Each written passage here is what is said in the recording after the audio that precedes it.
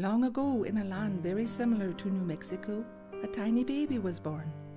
The angels heralded his birth, and wise men brought him special gifts. The baby grew, nurtured by his mother Mary and his earthly father Joseph. We know very little about those early years, but we do know that as an adolescent his mother and father thought he had gotten lost. When they found him in the synagogue, he said to them, "Where else would I be but in my Father's house?" Jesus was so matter-of-fact when he spoke those words. It was the first time that he acknowledged being the Son of the Heavenly Father. That was just the beginning of his ministry, a ministry that would touch the lives of so many. As an adult, Jesus healed the sick, made the blind see, and shared the wisdom of God throughout his travels. During those travels, he chose 12 men to stay with him and pray with him, men who would be called his disciples and his apostles. These were ordinary men who had been given a special gift from God. He opened their hearts and minds to the truth about Jesus, that he truly was the Son of God.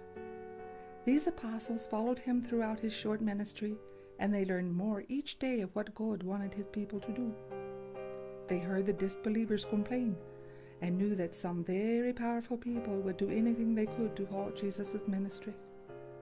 Tonight, we invite you to join us as we travel back through history to see a very special moment in the ministry of Jesus. We will see his sharing of the Passover with his apostles.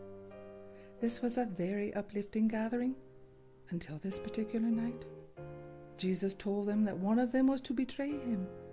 One of them would turn him over to his enemies. The disciples were confused. How could anyone betray Jesus? Yet it was true.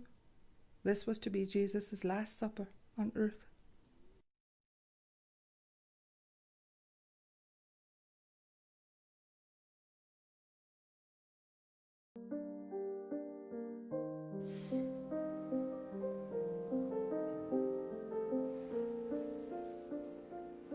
Some call me Levi, but now I am known as Matthew, the publican.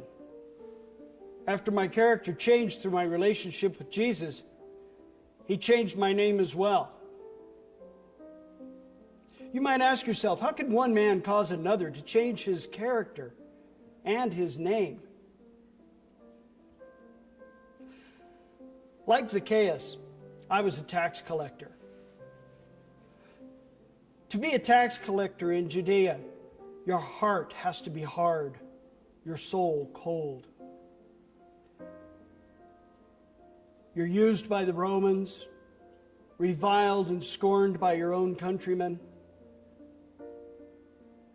One day I was sitting in my office collecting taxes, and Jesus walked in and said, "Rise up and follow me." And I rose up and went with him. Later, I had a dinner for Jesus, the disciples, and some of my business friends at my home. It was a great honor, a royal occasion to have Jesus and the disciples at my table. But the Pharisees complained that Jesus would dine with sinners and publicans such as myself. But Jesus said to them, "It is not the healthy who are in need of a physician, it is the sick.